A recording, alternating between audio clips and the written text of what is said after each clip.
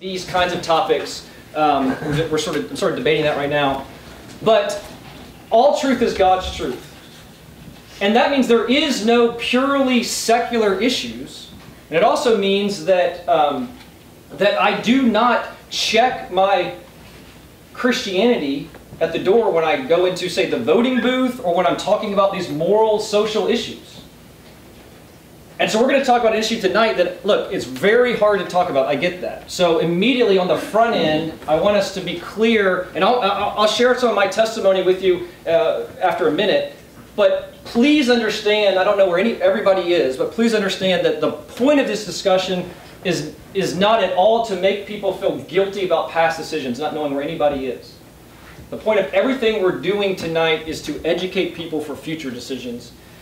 And I have had conversations with people in ministries on campus and off campus who refuse to talk about this subject because, according to them, they thought that if they knew where I stood on this issue, this was one guy, that they would never want to come talk about it with me. My challenge to him and to others would be, well, how are they going to know how are they even going to know what would be a good answer to these things unless we talk about it?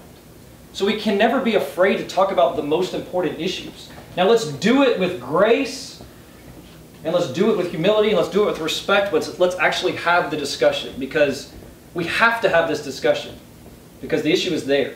The only question is, are we going to have a good discussion or a bad discussion? And prayerfully, all of us here are mature, and we're able to do this in a way that ultimately, as we prayed earlier, will glorify God.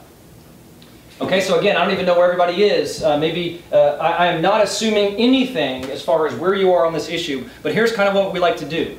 I want to play you a clip, and then I want us to kind of break up and just discuss it for a minute, just to talk about it. We don't even talk about this issue ever, so even having that discussion might be super awkward for some of you.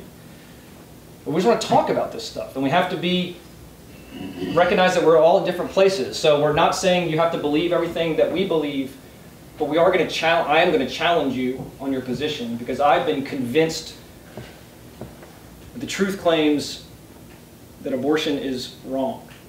And I'm going to walk you through that afterwards. At least I'm going to try to. And then we'll talk about it again, and then we'll look at a couple other things throughout the night. So this is a good way, I think, to just start the discussion. So we'll just watch some people wrestling through this, and then I thought we could break up and discuss it a little bit.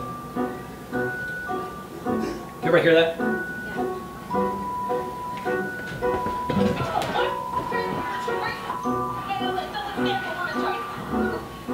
Would you characterize yourself as pro-life, pro-choice, both, or neither? Both. Can you explain that? I wouldn't, but I can't choose for other people. That's kind of what we are as Americans, letting, people have their freedom.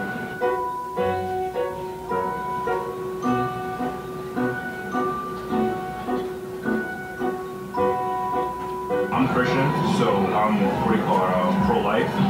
It's a life you're taking. Like it's really considered murder, because the baby has a fetal heartbeat, the baby's alive. So I think when the baby has a heartbeat, that should be the cutoff point. That's just my stance. I'm not the kind of guy, I want everyone to follow my stance. All these laws that are like making it more difficult for women to get an abortion, I think that's crazy. They should have all legal rights to have an abortion. It's our own rights. Freedom. That's a human being's body, so I think they have the right to have control over their body. I think in situations where it can be proved where the woman had control of the situation, they should not be allowed to abort the baby because they were part of that conscious decision. I would consider myself pro-life. I think that by making it illegal, it makes it more dangerous for women in the world. I identify as pro-choice.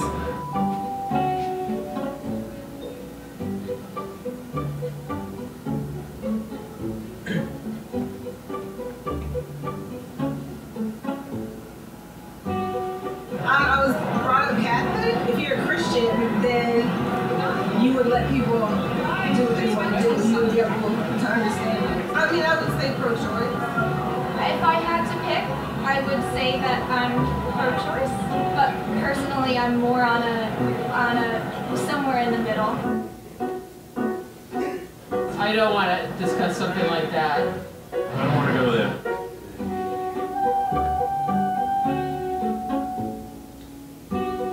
probably pro-life. This life that you're taking out of the world could probably be something better, famous, or bigger than you could ever even imagine. This is probably the next president. And if you don't allow them to get an abortion, let's believe they're going to find a way to abort it themselves. Like, I've seen it.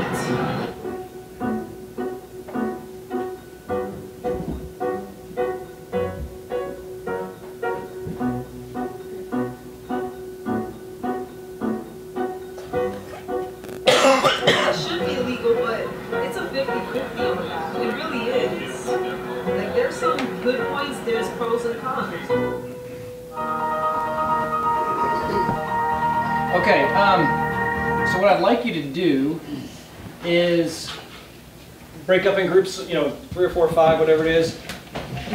What do you think? Again, if you are not, 60% of the people on that poll said they have never had a discussion about abortion. 60%.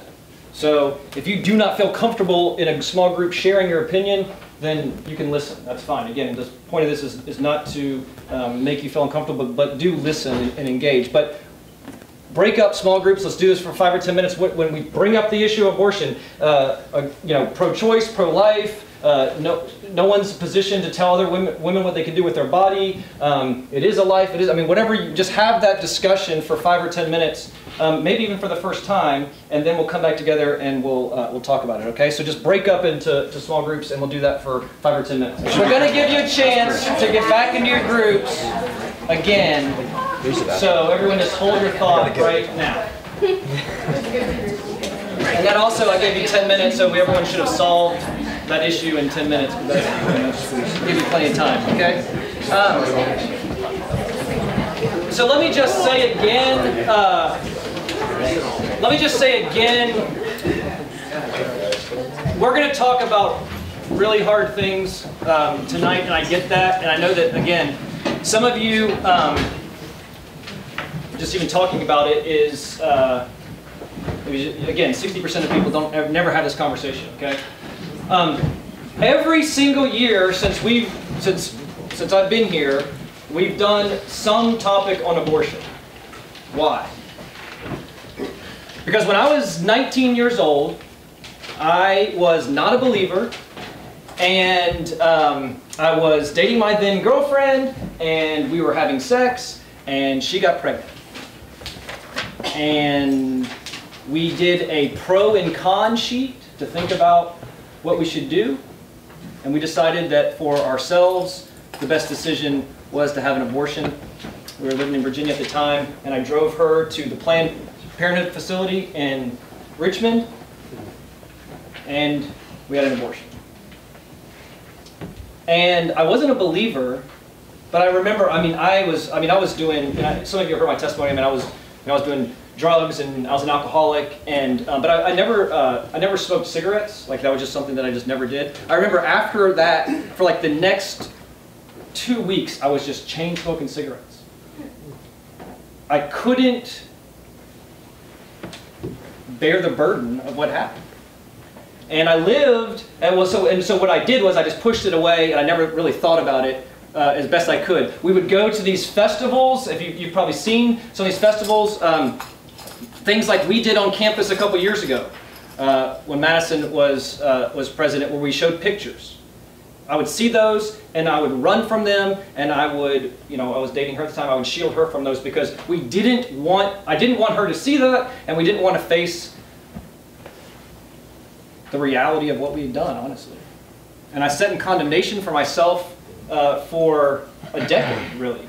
And it wasn't until I came to know Jesus, and it wasn't until that I understood what grace and mercy is, and I understood that my sin deserved, because of my sin, I deserved eternal separation from the Father. And yet, because of His great love for me, not because of anything that I'd done, but everything that He'd done, most importantly, Jesus walking this life, sinless life, and then willingly going to the cross, and then 3 days later rising from the dead, so that my sins could be, He paid the price for me. That I was able to even begin to engage and wrestle with this. I was still adamantly pro-choice. We'll talk about that tonight. I was still adamantly pro-choice. And I think mostly because I never heard anybody give me a good argument why I should be otherwise. I think if we're honest, many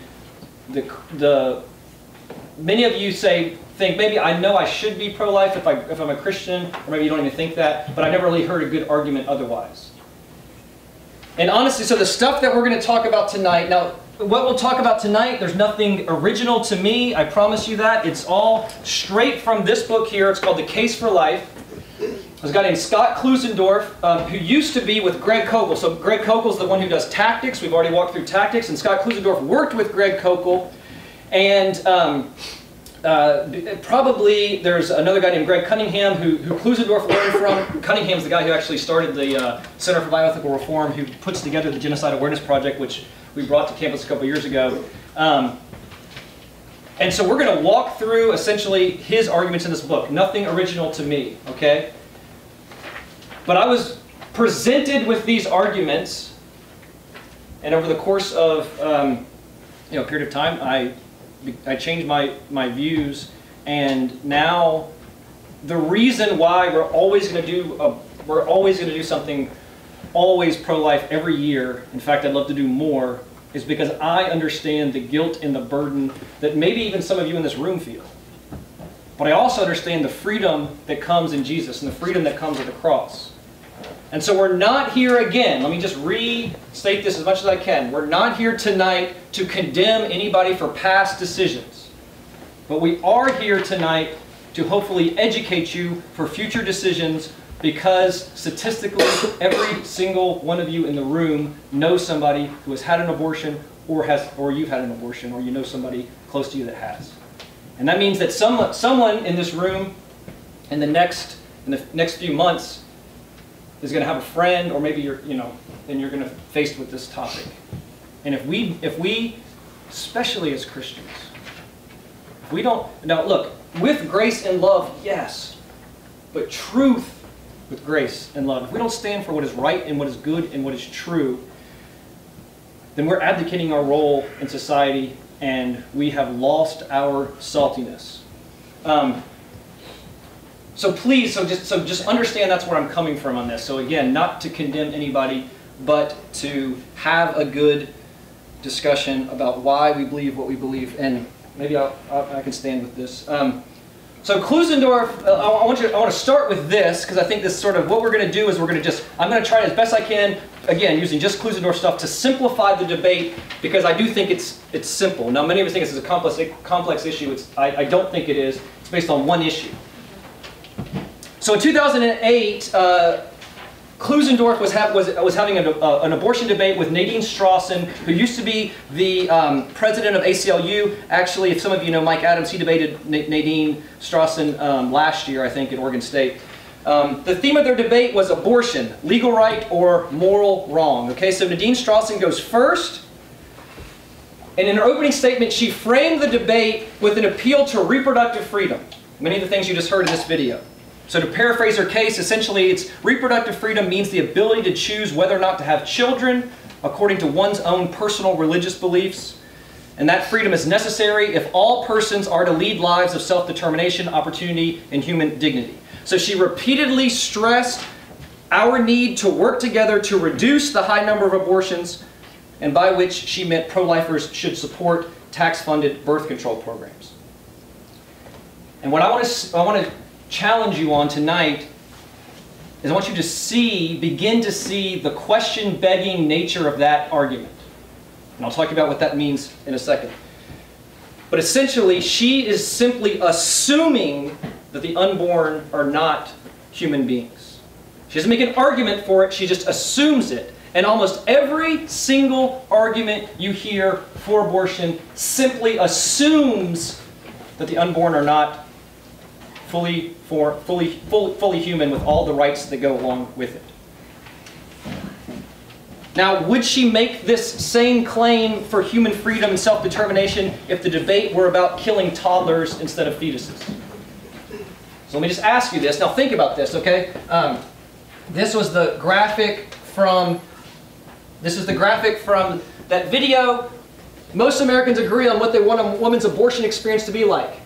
87% informed by medically accurate information, 74% non-judgmental, 73% without pressure, 70% without added burdens, 69% affordable. What if I changed that headline to say, most Americans agree on what they want a woman's experience to be like when she murders her toddler? I want it to be informed by medically accurate information. I want to be non-judgmental. I want to be without pressure. I want to be without burdens. I want it to be affordable. Now, some of you are like, well, that's not fair. That's not the same thing. But you see, that's the debate. And immediately when you say it's not the same thing, that's the question. What is the unborn? Because if the unborn are more like toddlers, then we can't kill them. If the unborn are not, and they're just clumps of cells, then, and Klusendorf said this, okay, so to help the audience see the problem, here's how Klusendorf started his debate. Now remember, he's debating, he's taking what you call the pro-life side, which I don't even necessarily like these terms that we use. He says this, he says, men and women, I agree completely with everything Nadine just said. She's right, that abortion is a personal private matter that should not be restricted in any way. She's right that we shouldn't interfere with personal choices. She's right that pro-lifers should stay out of the decision. Yes, I agree completely if what? If the unborn are not human beings. And if Nadine can demonstrate that the unborn are not members of the human family, I will concede this exchange, and so should everyone else who is pro-life. See, contrary to what some of you may think, this is again his opening statement, the issue that divides Nadine and me is not that she is pro-choice and I am anti-choice. The truth is I am vigorously pro-choice when it comes to women choosing a number of moral goods. I support a woman's right to choose her own healthcare provider, to choose her own school, to choose her own husband, to choose her own job, to choose her own religion, to choose her own career, just to name a few. These are among the many choices that I fully support for the women of our country, but some choices are wrong. Like killing innocent human beings simply because they are in the way and cannot defend themselves. No, we shouldn't allow someone to choose that. So again, the issue that separates Nadine and me is not that she is pro-choice and I am anti-choice. The issue that divides us is just one question. What is the unborn? And let me be clear, he says, if the unborn is a human being, killing him or her to benefit others is a serious moral wrong. It treats the distinct human being with his or her own inherent moral worth as nothing more than a disposable instrument. Conversely, if the unborn are not human, killing them through elective abortion requires no more justification than having a tooth pulled. And then he goes on to argue scientifically that the unborn are distinct, living, and whole human beings. But notice the two steps in which he does, and this is the two steps that I want to challenge you on.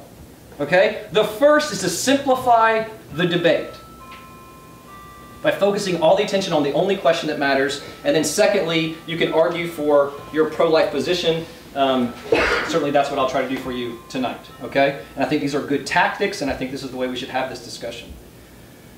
So number one, simplify the issue. What is the issue? The abortion controversy is not a debate between those who are pro-choice and those who are anti-choice. It's not about privacy. It's not about trusting women to decide. It's not about forcing one's morality. It's about one question that trumps all others. And what's that? What is the unborn? And this question is usually just glossed over by both sides as they debate some argument for or against abortion, but we never deal with the real issue, the issue that matters. What is the unborn? So focus on this question and settle that first before you move on to anything else. Now, almost all arguments for abortion assume that the unborn are not truly human. And this is called begging the question because that's the actual thing we're debating. So we're assuming what it is we're trying to prove. Now, if you think a particular argument for elective abortion begs the question regarding the status of the unborn, here's how to clarify things. This is what I just did for you 5 minutes ago. Ask this question. Does this particular justification for abortion also work as a justification for killing toddlers?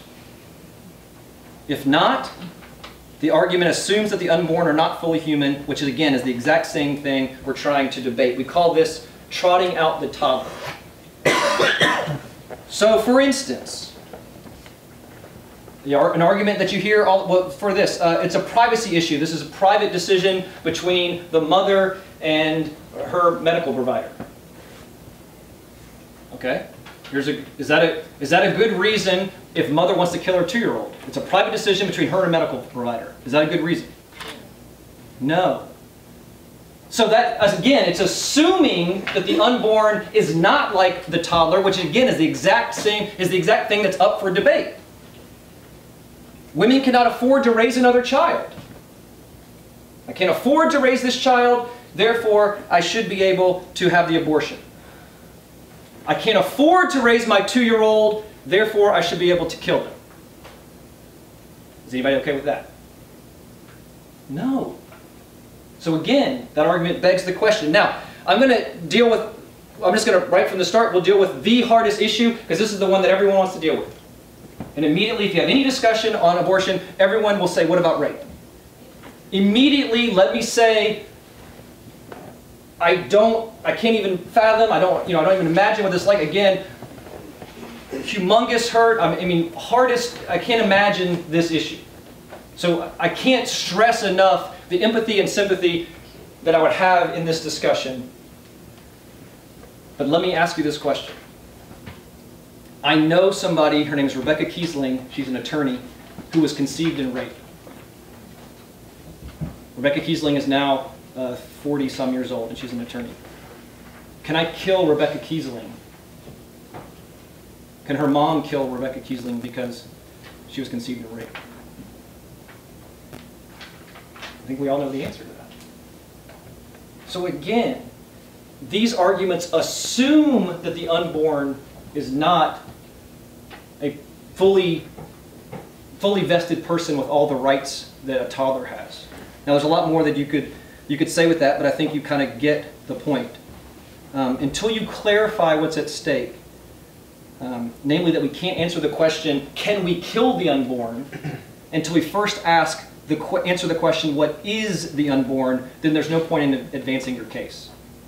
And staying focused on what the moral status of the unborn or what the status of the unborn keeps us in the driver's seat, and it focuses the discussion back on, again, the only question that matters, what is the unborn. Now, think about, for instance, one of the positions that was held by the guy in the video, and Tom and I use this example all the time. Joe Biden actually expressed this position when he was debating, was in the last vice presidential debate, or Paul Ryan, that's right. Joe Biden says, I am personally pro-life, but I don't want to make laws that would prevent other people from doing whatever they choose to do. There was a guy in the video who had that exact same position, right? Think about what that's saying. And you could do this by using our tactics and asking one question, why are you personally pro-life? And what do you think his answer is going to be? Because he said, I think it's murder. So let me repeat back to you what you're saying. You think abortion is murder and people should be allowed to do it. And should be legal. Now, if you say that to people, they're not going to particularly like that position. But let me just say this also. Again, this is such a hard topic. You saw at the very beginning of that video that lady that was just so angry with the pro-life person. Almost assuredly, when we did our thing on campus, there were people that were just they got violent with us. Almost assuredly, they've had an experience with abortion. And you have to have grace and mercy and recognize that there, but for the grace of God, go. Some of us understand more than others what that's like. So we have this has to be laced with grace and mercy, but again, it doesn't. We shouldn't abdicate our role from standing for what is right and good and true in this campus and in this country. Most people, so this whole thing, I think you should be able to choose for yourself. We're treating moral claims as preference claims. Remember that's what we talked about, subjective and objective truth. We're not talking about your favorite flavor of ice cream. Okay? It doesn't matter what you prefer. we're talking about the ontological status of the unborn. What are they? Are they full members of the human race with all the rights that go in, or are they just a clump of cells? Okay? So your feelings don't matter in this topic, and that's why, but focusing the issue on what is the unborn gets us back to, again, the only issue that matters, okay? So that's point number one. And each of us can do that, right? Can you making sure we understand what, focusing all these issues. All the objections you're going to hear, almost all of them, there's probably one or two that don't do this, they just beg the question. They assume that the unborn is not a full member of the human race with all the rights that go along with it. And that's the exact same thing we're debating. Okay, so step one, narrow the debate. Step two, make a case for life. Now, last year I did a much more in-depth talk, and we talked about the substance view of persons, and because I think we can make that case. But this, very briefly, okay, I think we can do it with one good scientific argument and one good philosophical argument, that we can argue that there is no difference ultimately between the unborn and the born, the differences of which would be okay to kill the person. So scientifically, we can start first, okay? Scientifically, pro-lifers argue that from the earliest stages of development, the unborn are distinct, living, and whole human beings. They have their own DNA that's not just a fertilized egg. It's separate and distinct from the mother. Now, this is crude, and I get this, but you can ask somebody, how many toes do women have? 10. Now they've got 20. How many fingers do women have? 10. There's a child in there now with 10, so now they have 20. Again, not being crude at all, but do women have penises? Again, this is gross. But if you have a boy inside of you, you've got a child in there now with a penis. So it's not just the mother's body. It's a separate entity, a human life that's living inside the mother's body. Now, true, they have yet to grow and mature, but so what? They are whole human beings nonetheless. You have all the DNA you'll ever have from the moment of conception. The only difference between the embryo that you were and who you are now is time and sustenance. That's the only difference. And those aren't reasons that I could kill you. Now, every embryology textbook, don't believe me, don't just because I say it doesn't make it true, go look this up. Every leading embryology textbooks will say something like this: a zygote is the beginning of a new human being. Embryology seems, the science seems settled. If you ask anybody sort of in public discussion, they'll say, oh, it's up to debate. No, it's not. We know it's alive. If it's not alive, why else would you need the abortion?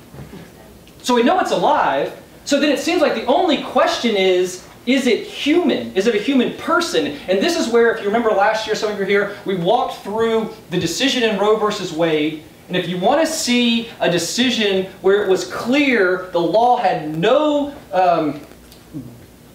determination of what came out, it was just, we want this to be the case and we'll find it in the law, right? I think Randy would probably agree on that, right? Read that decision.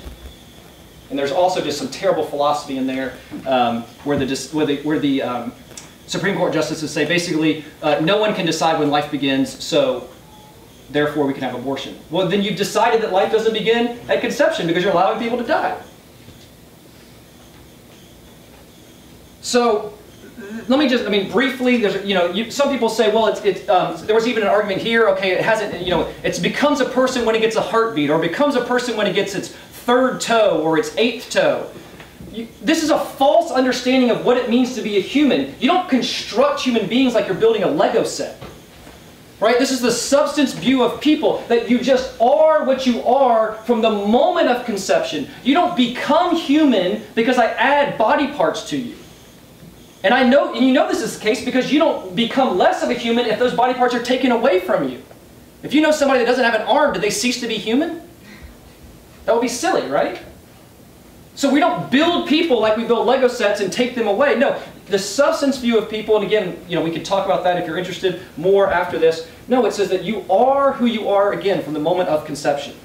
There's a lot more you could walk, again, scientifically, but again, I think embryology is settled. That's why in the Supreme Court decision, they went to this idea of personhood. Are you a fully functioning member of society such that you have the rights of personhood. And what I want to challenge you on is that philosophically, there is no morally significant difference between the embryo you once were and the adult you are today. The only differences can be characterized with the acronym SLED. Okay, if you can remember SLED, S-L-E-D, okay? And we'll walk through this here in a second. But none of these are relevant in the way that abortion advocates need them to be. In other words, none of these become good reasons why I can end up killing someone. Okay, size. Are embryos smaller than newborns and adults? So what? Is size a justification why you can kill somebody? Is Daniel more of a human being than I am because he's taller and he's just bigger? Is Shaq the most, is he the most fully developed person on the planet? Yes. Well, maybe. See, do we really want to say that large people are more human than small ones? Men are generally larger than women, right? But does that mean they have more rights? Size doesn't equal value. Yes, the unborn are smaller, but so what?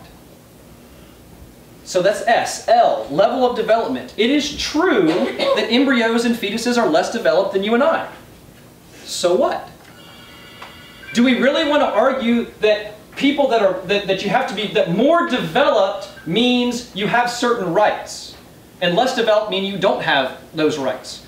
Younger kids are less developed than older kids. Do older kids have more rights than younger kids? Some people say that self-awareness is what makes you human. Okay, this is an argument you'll hear a lot from people who are advocating for abortion.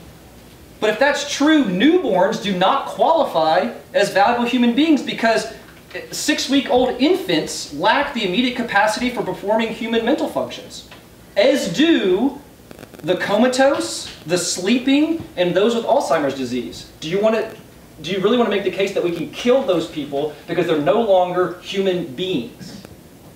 I think the answer is clearly no. So size, level of development, environment. Where you are has no being on who you are. Because the child is in the womb of the mother, why does that change the discussion on whether or not you can kill them? And why would a journey down the 8 inches of the birth canal suddenly bestow upon this child rights that they did not have 8 inches ago? You're moving a child from here to here, and you think that that's going to somehow make this person human with all the rights that go along with that? Are you more of a person when you're in this room than when you're outside? Do you lose your human rights when you get on a plane and fly across the country? Does environment have anything whatsoever to do with whether or not you're a valuable person in society? No. It makes no sense. If the unborn are not already human, then changing location cannot make them valuable.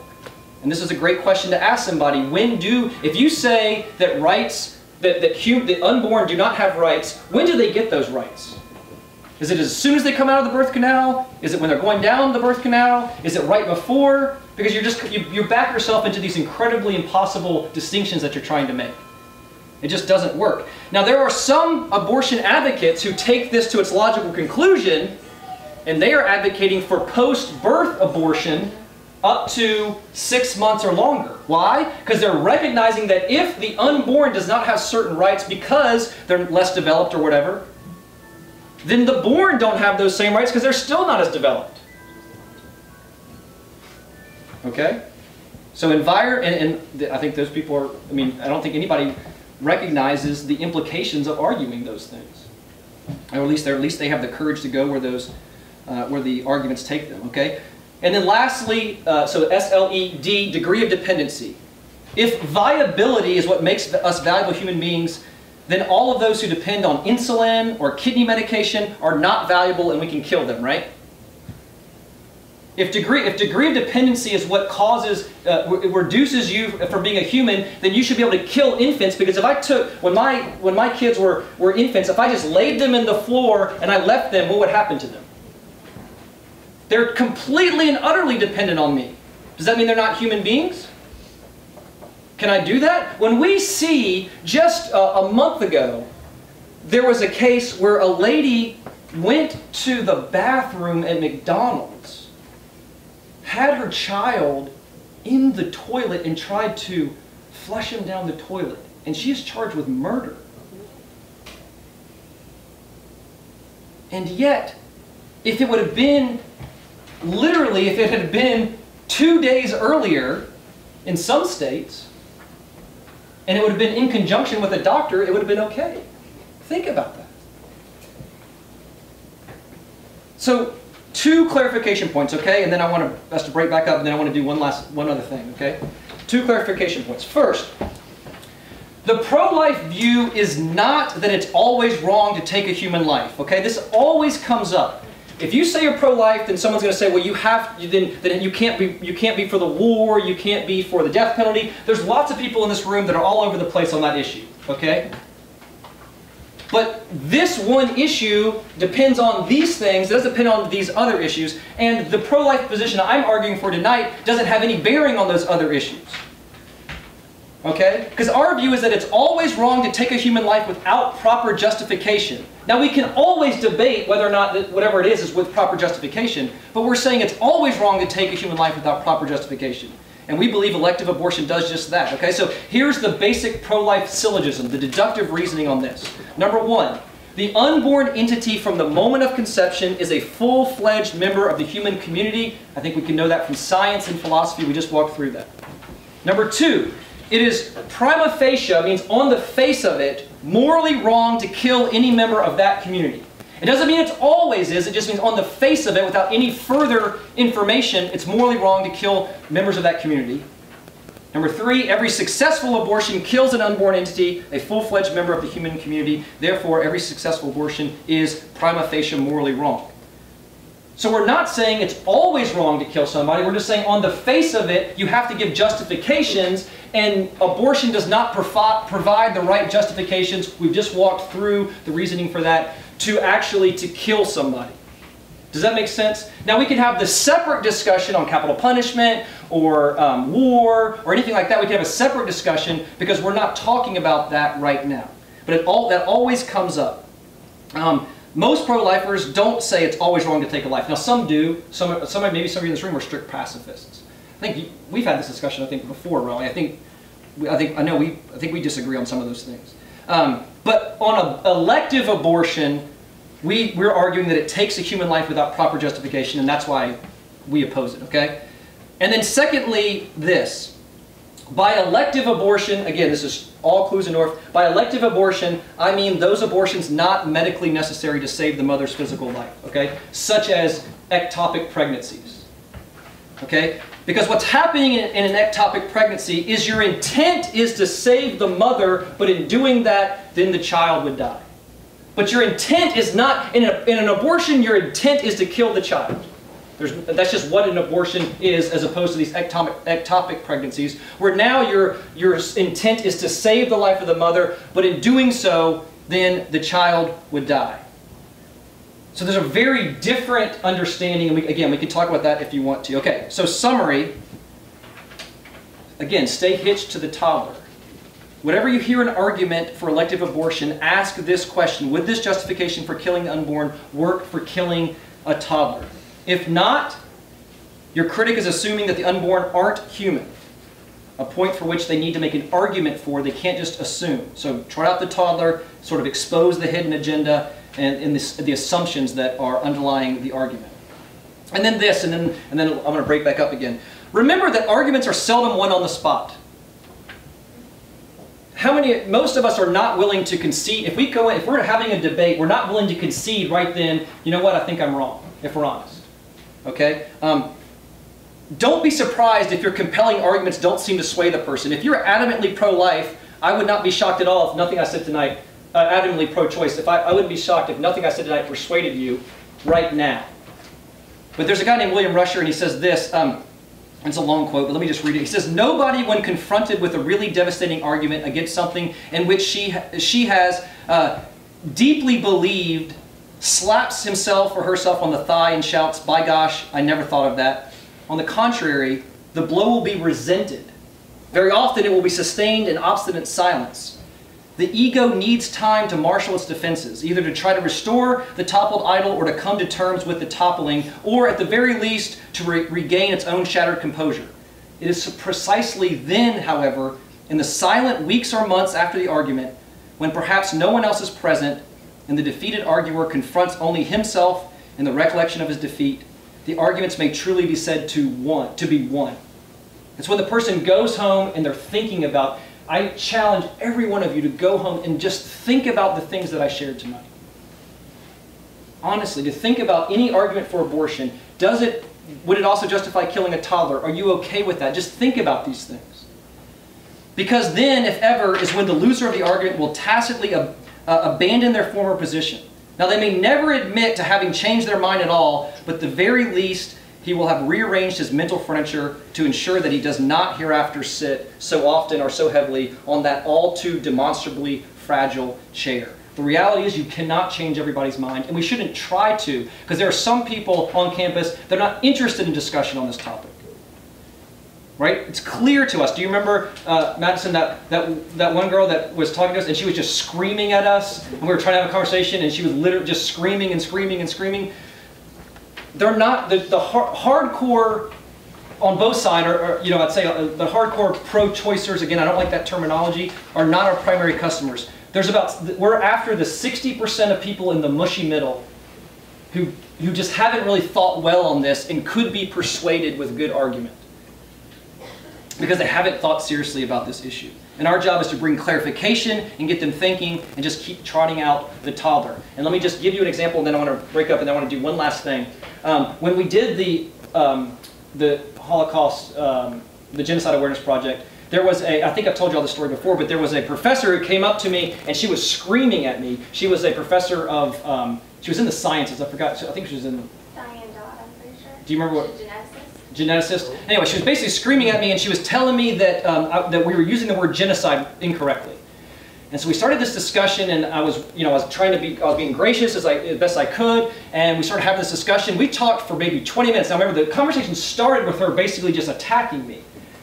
And I gave you basically much of the same stuff we talked about tonight. I challenged her on some of her arguments graciously. I asked questions, I asked follow-up questions. We talked for about 20 minutes, and at the end of the conversation, she shook my hand and she said, "Thank you, this was a really good discussion." She said, "Will you email me that stuff that we talked about?" I said, "I'd love to." And I emailed it to her, and then I said, let's continue to engage the conversation, and it ended. She didn't respond back any further. But we had a good discussion, and I think that I put a stone in her shoe. I made her think about it, if nothing else. And who knows how God could use that. So these are powerful arguments because they're rooted in reality. Okay, so let's have the courage to engage in the discussion. So here's what I'd like us to do, okay? We're going to run just a little bit over, but I think that what I'd like you to do is take 5 or 10 minutes and discuss what I just talked about. Agree, disagree, this guy's crazy. Are there things that you thought about that maybe I didn't address that you want to discuss? Do that for 5 or 10 minutes, because I want to show you 2 other things, and then I want to have Maddie share, and then, so we might go 5 or 10 minutes longer, but I'm going to challenge you, I want you to discuss, and then I want to challenge you at the end about what do we do with this information, okay? So take 5 or 10 minutes and discuss it amongst your groups. I think it's only happened one time. I've talked about this topic tons of times, and one time where a guy who was adamantly pro-choice before we started, he says, "I don't care what you say, I'm adamantly pro-choice." We talked for an hour and a half, and afterwards he goes, "Nope, you're right, I think I'm pro-life." One time. And I give that guy a lot of credit, because I never would have been. I'm too prideful and arrogant, and to just knowing me. Okay. Now this is going to be hard. Okay. So again, there's grace, there's mercy. If we're talking about, this is going to be hard. Let me read this, and then I want to challenge you with something. Okay. This is from Luke chapter 10. Many of you have heard this and know this story.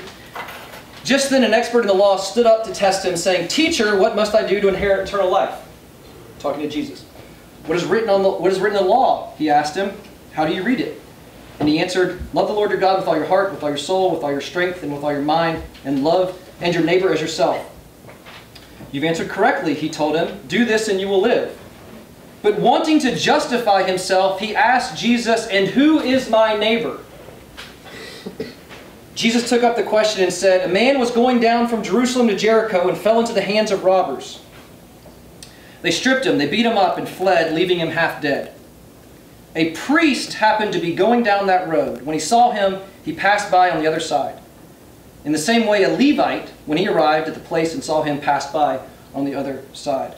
But a Samaritan, on his journey, came up to him, and when he saw the man, he had compassion. He went over to him, and he bandaged his wounds, pouring on oil and wine. Then he put him on his own animal, brought him to an inn, and took care of him. The next day he took out 2 denarii, gave them to the innkeeper, and said, take care of him. When I come back, I'll reimburse you for whatever extra you spend. Which of these 3 do you think proved to be a neighbor to the man who fell into the hands of the robbers? The one who showed mercy to him, he said. Then Jesus told him, go and do the same. The challenge for all of us, the challenge for you, is this. Let's say you believe what I just challenged you with tonight. What are you going to do about it? Besides knock things over. What are you going to do about it? Greg Cunningham says this, most people who say they oppose abortion do just enough to salve the conscience, but not enough to stop the killing.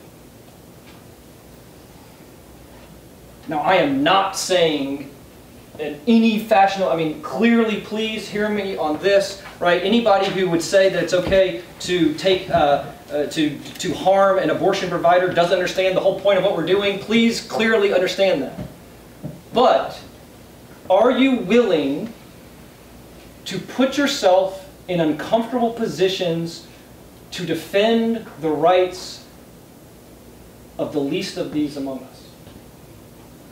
You will be yelled at on campus. You will be laughed at. You will be spit on. You'll be mocked. But I ask you, who, in the story of the Good Samaritan, who was the one who loved their neighbor? People who are not heartbroken over abortion will almost never make the lifestyle concessions, this is from Klusendorf, never make the lifestyle concessions necessary to support crisis pregnancy centers or other pro-life efforts at a sacrificial level. And he says, and he argues, that pictures change the way people feel about abortion, while facts change the way they think. I just challenged you on the way you thought about this, but pictures are going to do something very different. And he argues both are vital in changing behavior. Now, many people dislike abortion pictures and find them offensive. I get that. And that's to be expected given the discomfort of admitting one's own moral culpability in the face of injustice.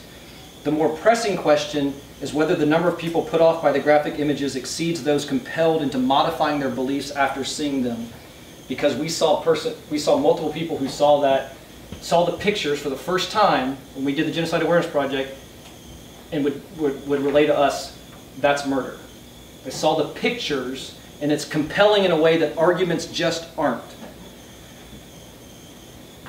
Now, Greg Cunningham often says in public presentations that abortion represents an evil so inexplicable there are no words to describe it. Although the pictures are difficult to look at, they convey truth in a way that words never can. Now, let me just give you this historical example of this, and then I'm going to show you a video that's going to be really, really hard to watch. But it's a video about it's a video showing what abortion really is. Now, you do not have to watch. If there are plenty of people who cannot watch this, and you can put your head down, you can leave. No, there will be no judgment from you. And there's no narrative. So there's no narrative. If you close your eyes, you won't be able to hear it. You'll hear music, and the music will stop, and I'll let you know that you can watch it. But until you understand what is going on, we will never compel us to have the moral outrage to do something about it. So there's two examples. One, so let me just read you this because I think this is compelling, and then I want to show you this. Consider this historical parallel example, okay? In 1955, Emmett Till, a 14-year-old black youth, traveled from Chicago to visit his cousin in the town of Money, Mississippi. Upon arrival, he bragged about his white girlfriends back in Chicago. This was surprising to his cousin and the cousin's friends because blacks in Mississippi during the 50s did not make eye contact with whites, let alone date them. Both actions were considered disrespectful both were disrespectful, and later that day, Emmett, his cousin, and a small group of black males entered Bryant's grocery store where, egged on by the other males, 14-year-old Emmett flirted with a 21-year-old white married woman behind the counter. After purchasing candy, he either whistled at her or said something mildly flirtatious. The reports vary. The cousin and the others warned him he was in for trouble, and a few days later, at 2 a.m., Emmett was taken at gunpoint from his uncle's home by the clerk's husband and another man, and after savagely beating him, they killed him with a single bullet to the head. His bloated corpse was found 3 days later in the Tallahatchie River. A cotton gin fan had been shoved over his head and it was tied with barbed wire. His face was partially crushed and beaten almost beyond recognition. The local sheriff placed Emmett's body in a sealed coffin and he shipped it back to his mother back in Chicago. And when she got the body, she made a stunning announcement. She said there would be an open casket funeral for her son. And people protested and they reminded her how much this would upset everybody. And she agreed, but she said, I want the whole world to see what they did to my boy. Now the photo of Emmett's body, you can go online and see it, horrible. His mangled body in the open casket was published in Jet magazine, which was a leading magazine back then. And that helped launch the civil rights movement in America. 3 months later in Montgomery, Alabama, when Rosa Parks refused to go to the back of the bus when she was ordered to do so, she said it was the image of Emmett Till that gave her the courage to stand her ground. Now, I'm going to show you what abortion really is. This is really hard to look at. I get that. But you have to understand that this is not just a procedure that, a tonsillectomy. This is what abortion really is. And this is happening 3,000 times a day in this country in the name of choice. And that should wreck us. I asked Madison if she'd maybe share, just as we're wrapping up, Madison was someone who I think got convicted about the pro-life position when she was in college. And sometimes if she would just share a little bit about maybe her journey with us, and then I think we just need to pray. I wrote some things out because I knew we were watching stuff, I wouldn't be able to think about kind of my pro-life testimony. But I have attended church since before I was even born. Sunday morning, Sunday night, Wednesday nights, you name it. My family had me there at the door. Neither of them were raised in Christian households, and so their calling was that they wanted to raise their kids in the church, and that we would have, Christian experience that they never had growing up. They didn't have the kind of the privilege, I guess, of having their parents teach them who God is and what salvation is.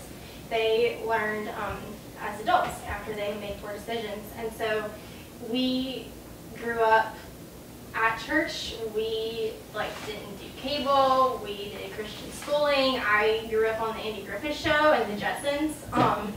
Didn't even know what the Cartoon Network was. And I'm very thankful for that, that I was able to have that innocence kind of as long as I was able to, because it gave me a really good grounding of who Jesus is, what is the gospel, and what does that mean for my life.